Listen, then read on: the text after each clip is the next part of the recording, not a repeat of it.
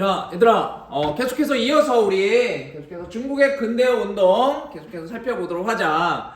자, 아까 우리 어디까지 했었냐면 우리 태평천국 운동 요거 했었습니다. 다음 두 번째 양 같이 한번 좀 살펴보도록 하자. 자, 양은 뭐냐면 요거 하기 전에 자, 다시 한번 복수 한번 간단하게 태평천국 운동할 때 선생님이 기억하라는 사람 이름이 누구였더라? 바로 홍수전이었어. 그렇지? 홍수전 꼭 기억할 수 있도록 하고 그들이 내세웠던 개혁 내용 남녀 평등이라든지 토지 균등 분배, 악습 폐지 이와 같은 개혁 내용을 꼭 알아야 된다고 얘기했었고 그 다음에 결과적으로 실패하게 되는 이유는 신사층이 조직한 의용군이라든지 그 다음에 강력한 외국의 군대의 공격을 받아가지고 결과적으로는 실패에 이르게 되었다.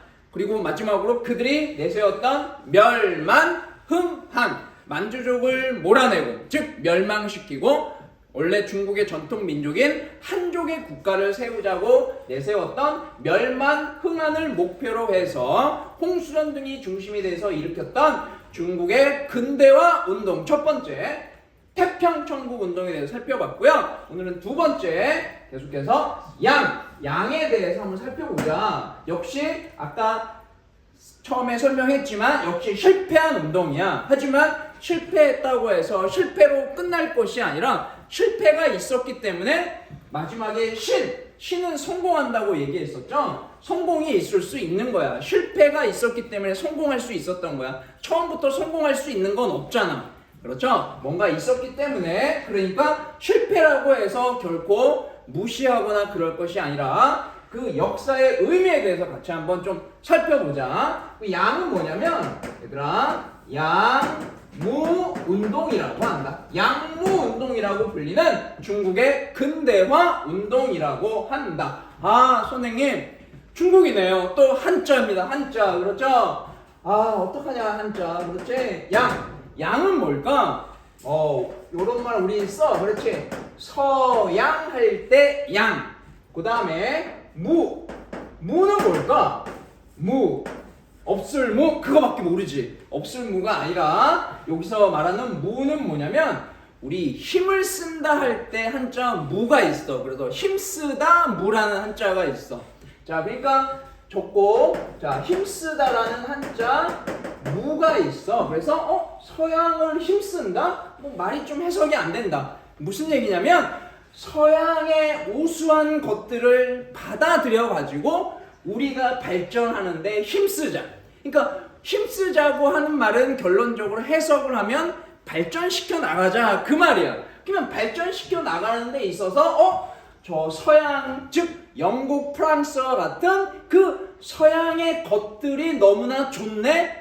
그 좋은 것을 적극적으로 받아들여서 우리가 힘써서 우리 중국을 발전시키자고 주장하는 내용이 되는 거야. 그러니까 그래서 양무 서양의 우수한 것들을 받아들여서 우리가 그것을 통해 힘써서 발전시키자고 하는 운동. 그래서 양무 운동이라고 한다. 자, 그럼 그거에 대해서 아까처럼 우리 일목요연하게 선생님이 다시 한번 좀 정리하면서 살펴보도록 하겠습니다. 자, 첫 번째는 뭐니? 모든 사건에는 뭐가 있어? 배경이 있어. 왜 양무운동은 또 일어나게 되었을까? 자, 서양의 것을 받아들인다 그랬어. 서양의 것을 경험해서 그래. 언제 경험했지? 전쟁 때 경험했어. 무슨 전쟁? 아편전쟁이죠. 그렇죠? 자, 아편전쟁 때 아편전쟁과 영국과 프랑스하고 싸우면서 영국과 프랑스의 강력한 우수한 무기를 경험을 했어. 야, 신기하다. 우리 중국이 최고인 줄 알았는데 그게 아니었다는 걸 경험하게 되었고 그 다음에 또 뭐 있었지? 좀 전에 얘기했던 태평천국 운동. 태평천국 운동 진압하는 과정에서 선생님 태평천국 운동은 전쟁이 아닌데요? 무슨 말이야? 태평천국 운동 진압할 때 외국 군대가 공격했다고 얘기했었어. 그 과정에서 강력한 외국 군대의 군사력을 또 우수한 무기를 경험할 수 있었네. 즉 눈으로 직접 봤네. 그래서 태평천국 운동의 진압과 아편 전쟁을 겪으면서 서양의 서양의 우수한 무기를 알겠죠? 인식하게 되었다. 아, 쟤들은 왜 저렇게 강력하고 우수하고 이러한 무기들을 가지고 있을까? 그 무기 때문에 우리가 전쟁에서 지고 그 반란을 일으킨 태평천국 운동을 진압할 수 있었잖아. 자, 도대체 무엇이 다르냐? 그렇다면 다른 것이 있다면 우리가 그걸 받아들여서 우리를 발전시켜 나가자, 힘쓰자.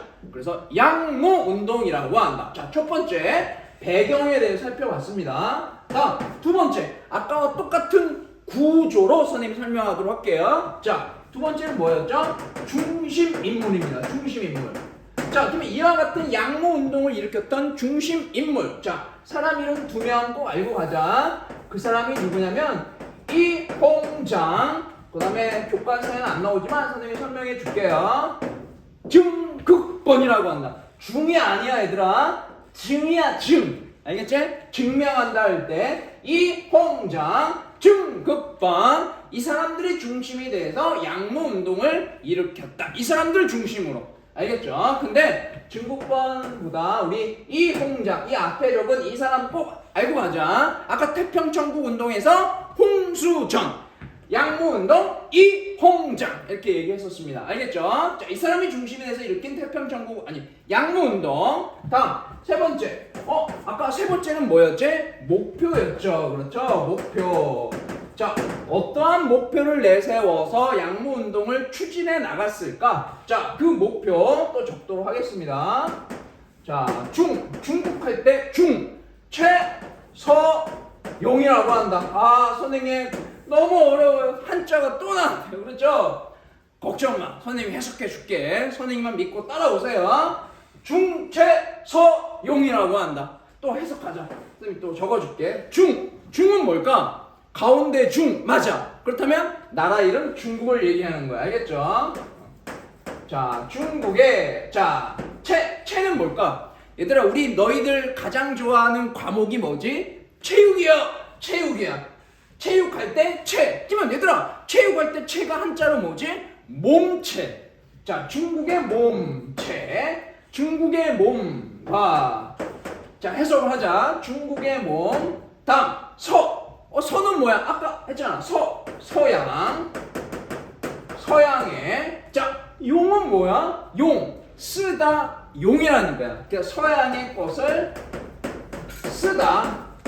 알겠죠? 쓰다 용이라는 한자가 있다. 우리 사용한다 할 때, 이용한다 할 때 그때 쓴다라는 의미를 가지고 있는 거. 그래서 다시 한번 빨간색으로 이렇게 한번 적어볼게요. 중국할 때 몸체, 서양할 때 쓰다 용. 그래서 한자 네 글자가 완성이 되었다. 중최서용이라고 한다. 이거를 목표로 내세웠다.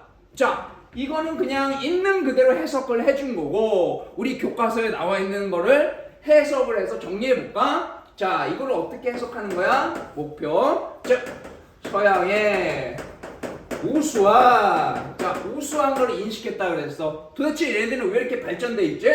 우수한 전쟁 과학기술. 알겠죠? 군사기술, 과학기술을 적극적으로 받아들여서 우리나라를 어떻게 나가자? 부국강병을 추진하자라는 운동, 중최소용이 이런 뜻을 가지고 있다. 잠깐만, 여기 나오나? 나오네. 자, 다시 한번. 중국의 뭔가 서양의 것을 쓴다. 있는 그대로 해석하면 이거야. 근데 이거를 우리가 해석을 하면 서양의 우수한 과학기술을 받아들여서 부국강병, 나라를 부유하게 하고 군사력을 강하게 한다. 부국강병을 추진하자. 이러한 목표, 이거를 뭐라고 한다? 네 글자, 중최소용이라고 한다. 자, 중최소용이라는 목표를 내세워서 이홍장 등이 중심이 돼서 추진했던 근대화 운동, 양무운동이라고 한다. 자, 목표까지 봤어요. 자, 우리 네 번째는 뭐였지, 얘들아? 개혁 내용이었죠. 그렇죠? 아까 우리 태평천국 운동 때도 이렇게 했었다. 그러면 이러한 목표로 추진되었던 양무운동의 구체적인 실천 목표, 실천 내용 그걸 한번 같이 한번 살펴볼까요? 자, 첫 번째 해군 창설. 해군.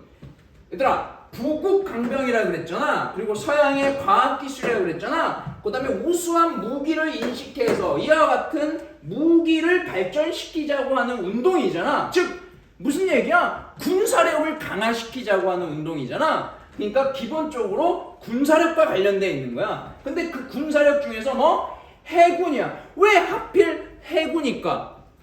영국 프랑스하고 싸운 게 해군이니까. 영국하고 프랑스하고 아편 전쟁 일으킬 때 바다에서 싸웠단 말이야. 그 바다에서 비참하게 깨지고 말았단 말이야. 그러니까 영국과 프랑스처럼 강력한 해군이 필요하다. 그래서 해군을 창설하자. 알겠죠? 그 다음에 군사력을 키우고 그 우수한 무기를 만들려면 뭐가 필요한 거야? 무기를 만들 수 있는 공장을 뭐라 그래? 군수공장이라 그래. 군수공장을 설립하자.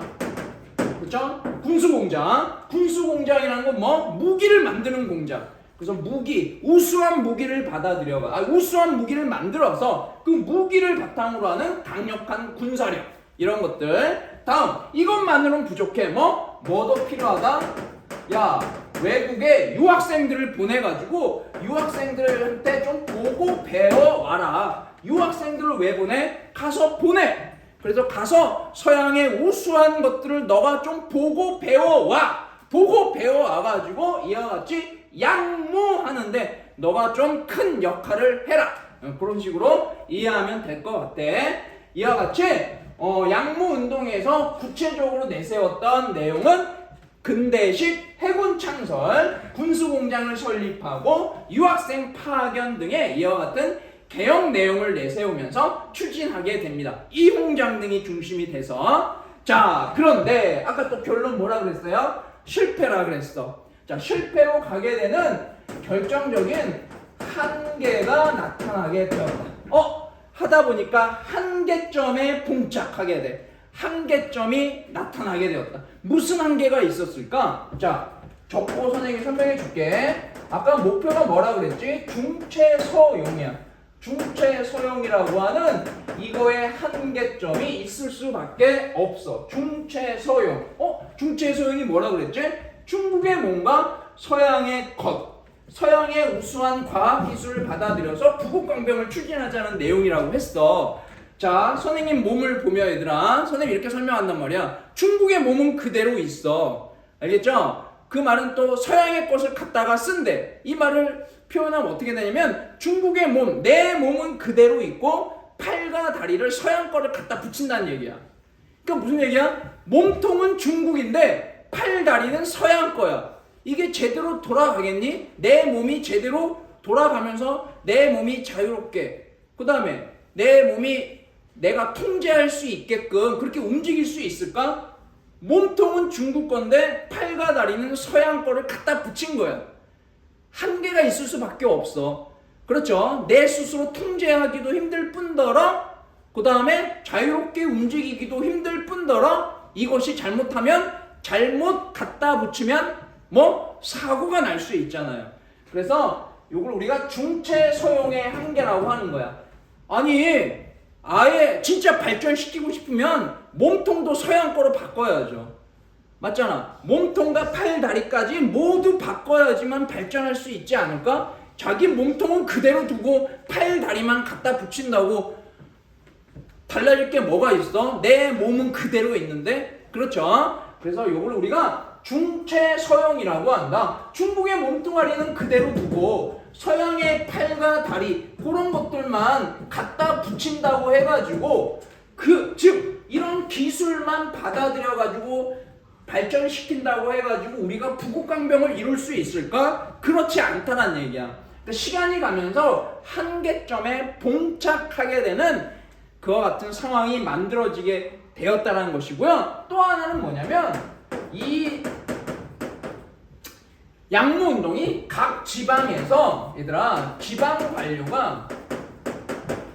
관료가 있을 거 아니야. 각 지방마다 지방 관료가 독자적으로 독자적으로 추진하면서 일관성이 없었다라고 하는 한계점이 있었다. 얘네들이 독자적으로 추진하면서 이 말은 뭐냐면 황제, 즉 황제께서 명령을 내려가지고 이렇게 해, 일괄적으로 이렇게 해, 이게 아니라 각 지방에서 그러한 통제 없이 자기가 필요한 만큼 하는 거야.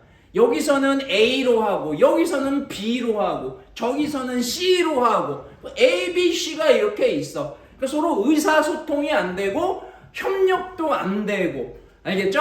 각자 노는 거야. 각자 팔다리가 각자 움직이는 거야. 팔다리가 지가 움직이고 싶을 때마다 움직이고, 그러다 보니까 서로 부딪힐 수도 있고, 팔다리가 지 마음대로 움직이면서. 그러면 부딪히면 어떻게 되겠어? 사고가 날 수도 있고 부서질 수도 있고, 이와 같은 한계점에 나타날 수 있다는 그와 같은 것이 있었다는 거야. 즉 일관성이 없었다. 황제께서 명령을 내려가지고 다 똑같이 A로 해라, 다 똑같이 B로 해라, 다 똑같이 C로 해라, 이와 같은 일관성이 아니라 여기는 A, 여기는 B, 여기는 C, 이런 식으로 각자 놀았다.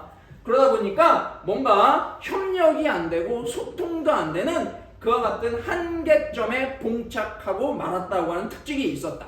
이와 같은 상황 속에서 결과적으로, 자, 마지막입니다. 이 양무운동도 실패하게 된다. 그 실패의 가장 결정적인 이유는 이 한계점 속에서 그 당시에 바로 일본입니다. 여러분들 알겠죠?